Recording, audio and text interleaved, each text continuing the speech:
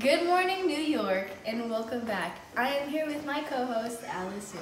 We're going to have a wonderful show for you guys, full of surprises, including our special guest, Georgia Douglas Johnson. As many of you know, this wonderful lady is an icon of the Harlem Renaissance. She has written multiple poems, and one of our favorites is The Heart of a Woman, which she will elaborate on and explain on why it is so meaningful to her.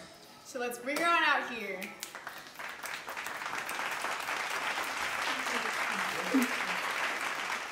Good morning, Georgia, and congratulations on your honorary doctorate on literature in Atlanta University. How does that make you feel and as a poet, and especially being a woman in this society? I feel like I'm making a statement. Like, the world especially neglects women's accomplishments, but especially colored women. So that's why it's a big thing for me. Okay. So what was your childhood like, if you can remember? Well, I was born in Atlanta to mixed parents, and Georgia, and my name is Georgia. That's crazy, right? And I learned to play the violin at a young age, and it just like turned into something bigger for me. So it was more than music. So before you came on, you mentioned one of your favorite poems, The Heart of a Woman, and we were looking forward to hearing what your story is behind it. Would you like to give us some insight on it?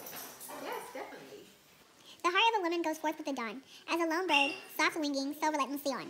Afar o'er life's turrets, in veils does it roam. In the wake of those echoes, the heart calls home. The heart of a woman falls back with the night and enters some alien cage in its plight. It tries to forget it has dreamed of the stars, while it breaks on the sheltering bars. It's essentially about a woman who deals with hurt and pain and still tries to find love in others. Well, when I was in school, I went to Atlanta University Normal College in 1893, the Oberlin Observatory for Music, and the Cleveland Music School. So, as you can say, I was into music. That is such a great accomplishment because many women don't even get the chance to pursue something with such great power. The Harlem Renaissance lasted from 1918 to 1937. It was an African-American culture that was creative in the arts. It was the most influential movement in African-American literary history. They wanted to reconceptualize the Negro from the white stereotypes. The social foundation of this movement was the Great Migration, which was a mass movement of African Americans from the rural South to the urban North.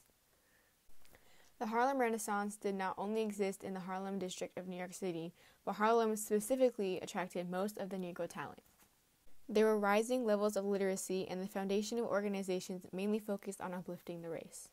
So speaking of music, let's bring out a Lindy hopping professional to teach us some moves. We're going to learn just the basics because obviously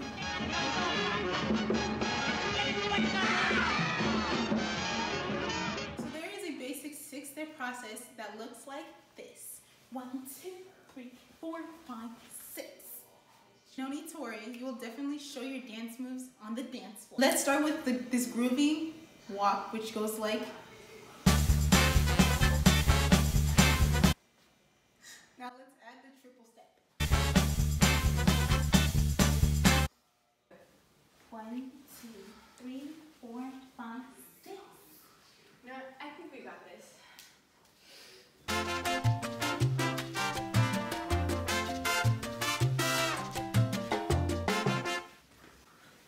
Now back to our original segment with our hosts. Georgia, you have made such a big impact on the literary aspect of this era. What do you think is like the most important thing you've contributed? Well, of course, my poems, they all like played a big role in the Negro community, and especially my poem named Black Woman. And my goal for that poem was to reconceptualize the Negro from the white stereotypes. But of course, you know, no one can ever diminish the hatred between us. Definitely, I think the world is very focused on having that superior front and making everyone else feel very inferior. Did you connect with any other people through your writing, like other poets? Yes, actually, I hosted like meetings at my house, which was 1461 SW, Washington, D.C. You should totally take it out.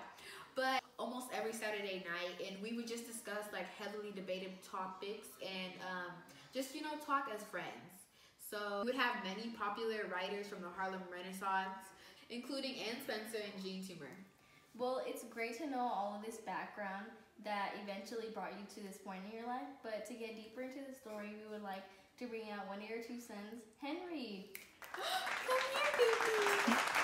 Everybody welcome Henry Johnson.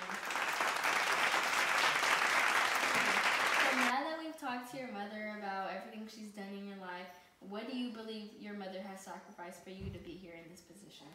When we were younger, my mother would work as a public school teacher, a file clerk, and a commissioner of immigration. The hours were long, but the pay was low. How do you think she could occupy so many hardworking jobs like this? My father, Henry Lincoln Johnson, passed away in 1925 when we were just about teenagers, so my mom had to take up the responsibility and care for both for her and us. We admire how much your mother has done for the New York Society. Once again, give a round of applause for the Johnsons and have a great night.